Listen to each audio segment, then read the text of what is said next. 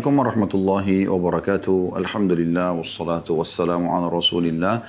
Segala puji dan puja kehadirat Allah Subhanahu wa taala, juga salawat dan taslim kepada Nabi besar Muhammad sallallahu alaihi wa ala alihi wa sahbihi wasallam.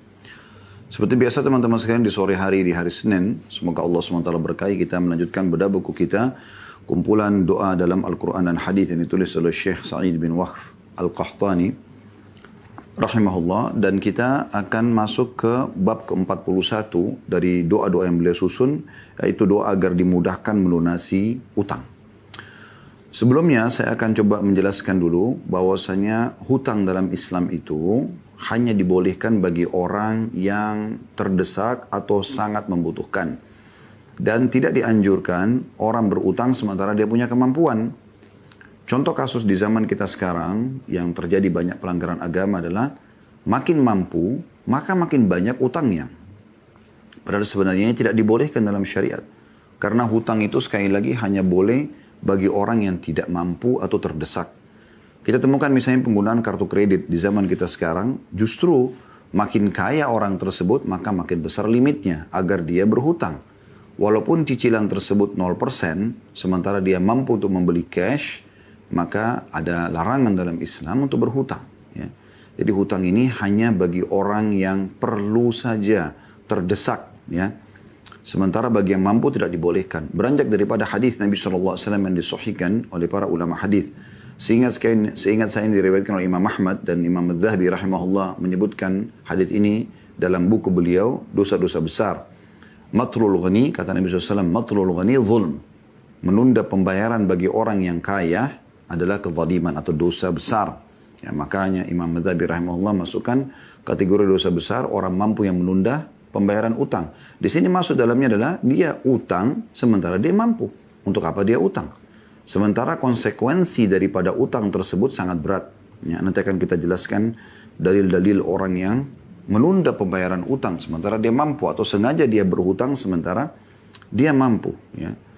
Dan sisi yang lain, kalau seandainya ada orang yang harus pun berutang, maka dia dianjurkan dalam syariat untuk mengikuti hadis Nabi SAW, yaitu sabda beliau, barang siapa yang berhutang dan dia niat ingin mengembalikannya, membayarnya, maka Allah akan mudahkan dia membayarnya.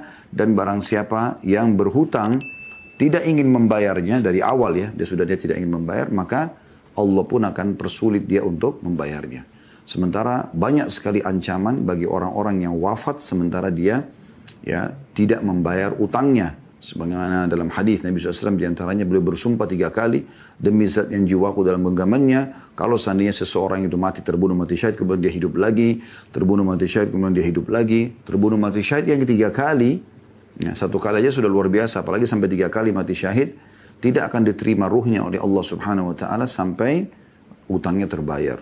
Atau kama qala Nabi SAW. Oleh karena itu, kita harus hati-hati sekali berhubungan dengan masalah utang ini, atau kita harus hutang. Kalau seandainya seseorang itu sudah terlanjur berhutang, ya, misalnya di saat Anda ikut ta'lim ini, Anda baru tahu, oh ternyata orang kaya nggak boleh utangnya misalnya. Ya kan? Karena itu masuk dalam kezaliman, dia menunda pembayaran sementara dia punya uangnya. Dia hanya mau menggunakan seperti fasilitas saja, padahal sebenarnya dia tidak boleh berutang di saat itu, ya. Maka sekarang dia mau mengubah, sudah terlanjur utang. Maka Anda selesaikan, Anda lunasi semua itu. Dan mulai sekarang Anda mulia cash and carry. Bayar cash, Anda bawa barangnya. Selesai. Sehingga Anda tidak ada beban. 2-3 langkah setelah Anda beli produk tersebut, dan kemudian Anda meninggal dunia, Anda tidak ada beban hukum. Anda tidak ada beban hukum, ya. Apalagi yang terjadi pada sebagian orang, mereka berutang tanpa diketahui oleh ahli warisnya. Sehingga akhirnya ahli warisnya pun tidak membayarkan hutang tersebut dan menjadi penyebab dia disiksa gara-gara hutang-hutang yang melilit. Yang tadinya semasa dia hidup bisa sebenarnya dia tidak perlu utang gitu, ya. Jadi ini poin yang perlu digarisbawahi. Tapi kalau orang sudah terlanjur berhutang, dia bertobat nasuha, kalau memang dia adalah orang kaya dan tidak mengulanginya, dan dia bisa membaca doa yang akan kita bacakan sebentar lagi, teman-teman sekalian. Dan juga bagi orang-orang yang tidak mampu, kemudian dia juga kesulitan untuk membayar, dia juga menggunakan doa ini. Doa yang diangkat di sini ada 2. Doa yang pertama adalah Allahumma kfini bihalalika an haramik wagnini wa agnini bifadlika amman siwak. Ya Allah, cukupkanlah aku dengan rezekimu yang halal dari yang haram. Dan cukupkanlah aku dengan karuniamu agar aku tidak membutuhkan lagi selainmu. Atau membutuhkan dari selainmu. Hadis ini diriwayatkan Tirmidzi di jilid 5 halaman 560 dan juga disebutkan oleh Syekh Al-Albani dalam Sahih Tirmidzi di jilid 3 halaman 180. Doa ini teman-teman sekalian, ya, doa yang dianjurkan sekali oleh Nabi SAW untuk dibaca, dan ada seorang perawi hadis, seingat saya Ibnu Abbas radhiyallahu anhu mengatakan kalau seandainya engkau membaca doa ini, ya, maka niscaya Allah akan melunasi, ya, hutang-hutangmu walaupun memenuhi langit. Dan ini potongannya kita bisa bagi dua doa ini.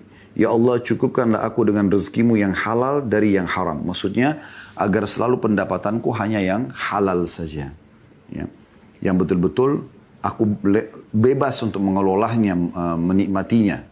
Dan potongan yang kedua adalah, dan cukupkanlah aku dengan karuniamu agar tidak membutuhkan dari selainmu. Maksudnya ini menyinggung masalah utang, supaya aku tidak akan pernah utang lagi sama orang lain, dan tolong lunasilah utang-utangku tersebut.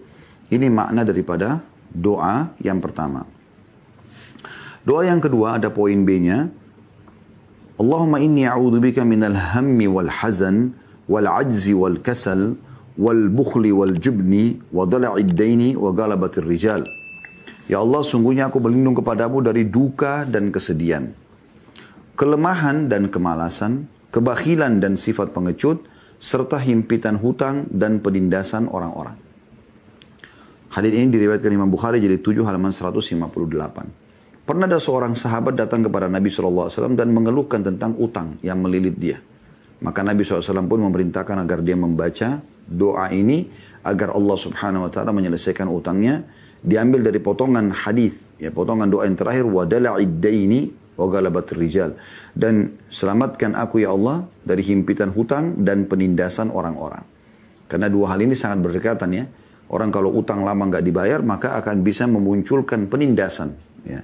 Penindasan pemilik piutang kalau mereka tidak beriman kepada Allah Subhanahu wa taala.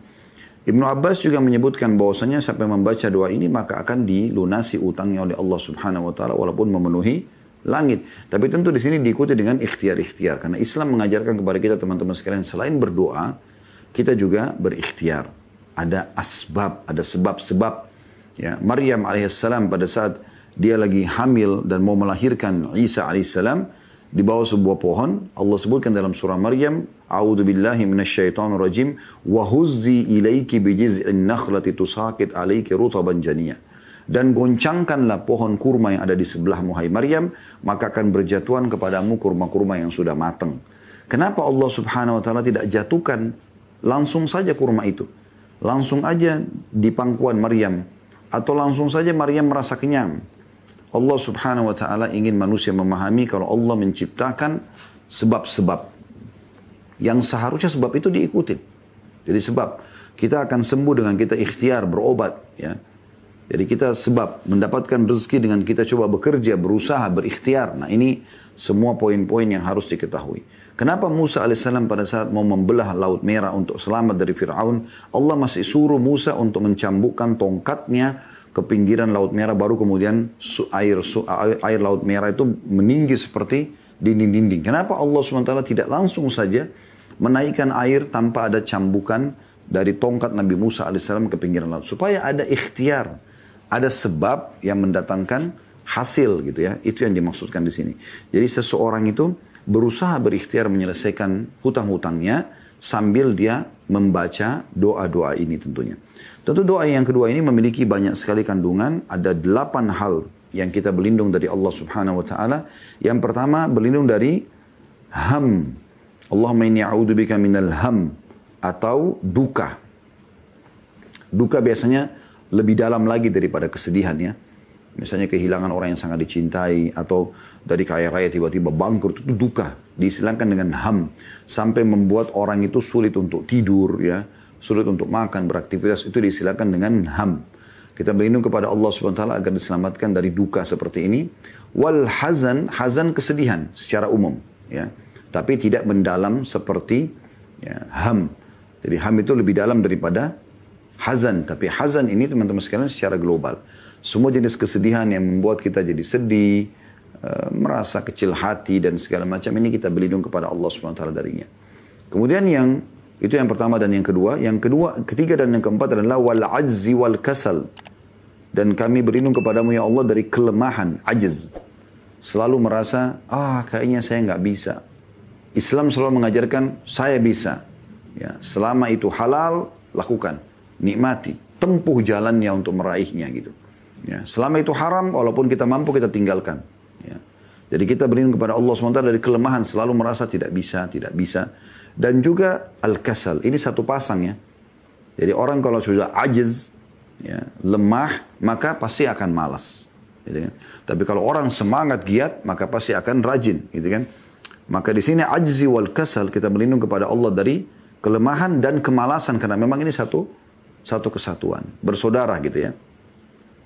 Kemudian yang kelima dan yang keenam wal bukhli wal jubni. Dan kami berlindung kepadamu ya Allah dari kebakhilan, pelit.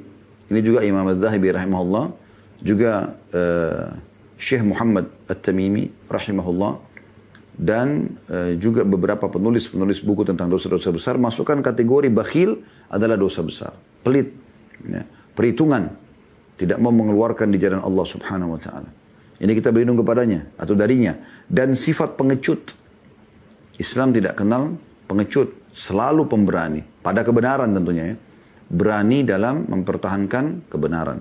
Kemudian dua sifat yang terakhir, yang ketujuh dan delapan, ini jadi saksi bahasan kita. Wadala iddaini, dan terhimpit hutang. Ya. Artinya sampai pada tingkat utang-utang itu saya tidak bisa bayar. Wagala batir rijal, ini juga satu pasang. Dan penindasan orang-orang. Karena umumnya kalau orang ya tidak membayar utang, maka akan lahir penindasan. Baik. Untuk lebih jelasnya teman-teman sekalian, kita akan coba lebih dalam membahas tentang masalah utang. Setelah tadi kita singgung, tidak boleh seseorang yang kaya berutang, ya, dia hindari, ya, dan orang yang utang harusnya dia niat untuk membayar dan dia memohon kepada Allah SWT agar dimudahkan. Maka kita akan coba dulu menyebutkan teman-teman, kalau hutang ini memang sesuatu yang berbahaya dalam kehidupan seorang muslim. Tapi ada ya dua poin yang perlu kita titik beratkan. Yang pertama, orang yang menghutangkan orang itu punya keutamaan.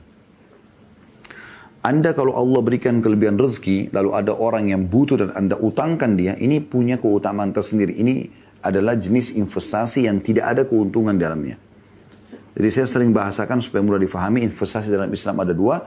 Investasi yang boleh Anda ambil keuntungan darinya, seperti Anda meletakkan dana Anda di satu perusahaan atau di tangan seorang teman, dengan tujuan agar dia memutarnya dan akhirnya kita dapat bagi hasil. Ini nggak ada masalah. Anda ambil keuntungan dari situ. Tapi ada jenis investasi kedua, ini murni Anda berikan dana Anda, tapi Anda tidak berharap ada feedback, ada kembali. Ya, maksudnya ada nilai tambahannya, yaitu utang piutang. Nah, ini banyak orang tidak paham. Sehingga mereka ada yang terlalu berlebihan dalam masalah ini, dalam arti kata, ya mereka utang gitu kan, tapi tetap harus ada keuntungan. Ini berlebihan. Padahal sebenarnya tidak boleh. Kalau dia mau, ada transaksi jual beli. Ini utang piutang tidak boleh. Anda tidak bisa memberikan utang tanpa bunga, tanpa keuntungan, jangan Anda buka pintu itu dalam Islam. Seperti itu. Atau ada orang juga terlalu berlebih-lebihan, maksudnya terlalu kurang sekali.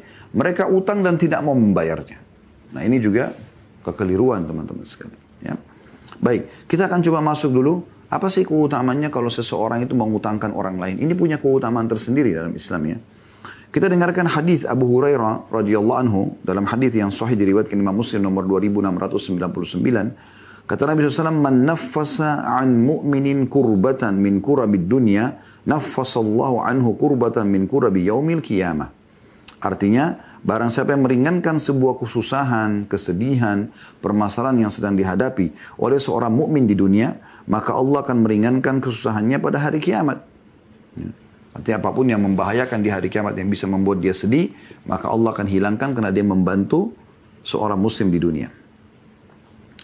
Kemudian dikatakan, وَمَنْ يَسَّرَ عَلَى مُعْسِرٍ يَسَّرَ اللَّهُ عَلَيْهِ فِي الدُّنْيَا وَالْآخِرَةِ.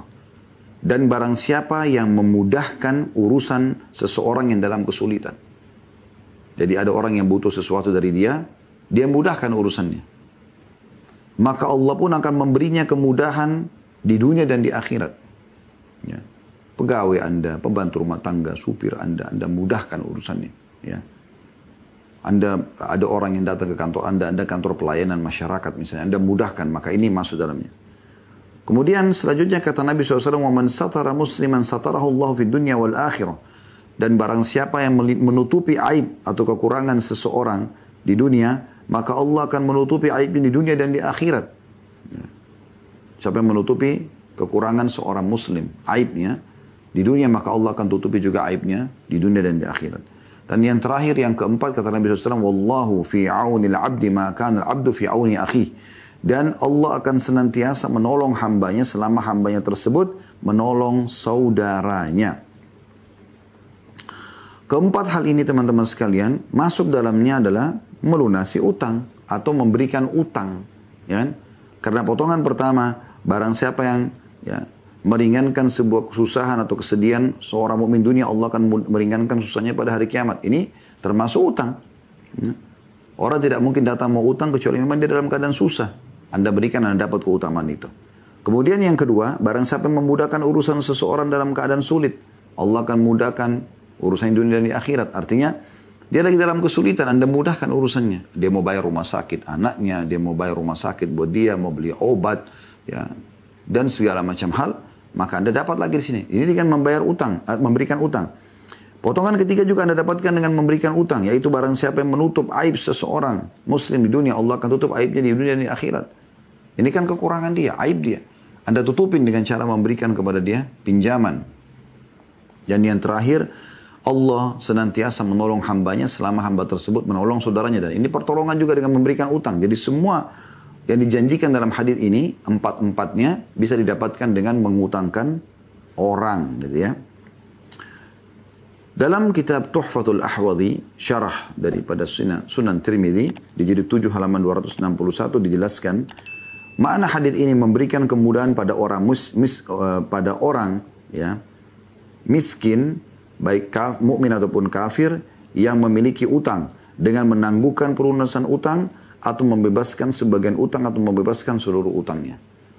Jadi di sini dijelaskan oleh penulis buku ini bahwasanya ya, masuk dalam makna memberikan kemudahan sehingga juga dimudahkan urusan dunia dan di akhirat adalah dengan memberikan utang atau memberikan tenggang waktu atau memaafkan sebagian atau memaafkan seluruhnya. Jadi makanya tadi saya bilang ini jenis investasi yang tidak boleh ada keuntungan yang kita dapatkan di situ. Murni mencari akhirat. Kalau Anda memiliki piutang dengan orang, setelah Anda utangkan sama dia, maka mudahkan. Ada sisi lain untuk meraih pahala juga. Jangan persulit penagihannya. Kalau ada Anda terima, kalau belum ada Anda biarkan saja dulu. Berikan tenggang waktu. Ya. Sesuai dengan hadis Jabir bin Abdullah radhiyallahu anhuma, bahwasanya dia dengan ayahnya sahabat, bahwasanya Rasulullah SAW bersabda, rahimallahu rajulan samhan idha ba' wa idha ishtara wa idha iqtada. Semoga Allah merahmati seseorang yang bersikap mudah ketika menjual. Transaksi jual beli, sudah ada keuntungan, sudah alhamdulillah, mudahkan. Tidak usah persulit. Ya, sehingga dia bisa beli produk lain, dia putar lagi modalnya gitu kan. Dan juga ketika membeli, dia sudah tahu ini menguntungkan, tidak usah lagi dia press, sengaja dia tekan orang. Padahal dia sudah tahu dia sudah untung sebenarnya. Udah beli aja. Mudahkan gitu. Ini Allah, Nabi SAW mendoakan agar Allah merahmati dia. Dan yang ketiga adalah ketika menagih haknya atau utangnya. Dia mudahkan. Kalau orang itu mampu, dia minta. Kalau tidak mampu, dia berikan tenggang waktu. Ya. Atau dia maafkan sekaligus. Hadis ini diriwayatkan oleh Imam Bukhari nomor 2076. Kemudian di Ibnu Hajar menyebutkan dalam Fathul Bari Syarah Sahih Bukhari, maksud daripada potongan hadis ketika menagih haknya atau utangnya, dia permudah, yaitu meminta dipenuhi haknya dengan memberi kemudahan tanpa terus-menerus mendesak. Ibnu Hajar juga mengatakan bahwasanya hadis ini terdapat dorongan untuk memberi kelapangan dalam setiap muamalah. Bukan cuma nagih utang, apa saja mudahkan. Dan dorongan untuk memberikan kelapangan ketika meminta hak dengan cara yang baik. Walaupun orang itu lari-larian, tidak ada masalah. Urusan kita sama Tuhan kita, bukan sama dia gitu. Dalam Sunan Ibnu Majah dibawahkan bab khusus meminta dan mengambil hak dengan cara yang baik. Maksudnya hadis ini tadi ya. Kemudian ada hadis yang lain dari Ibnu Umar dan Aisyah radhiyallahu anhum ajma'in, bahwasanya Rasulullah SAW bersabda, "Man talaba haqqan falyatlubhu fi afafin wafi au ghair wafi." Siapa saja yang ingin meminta haknya, hendaklah dia meminta dengan cara yang baik-baik pada orang yang mau menunaikan ataupun yang enggan menunaikannya.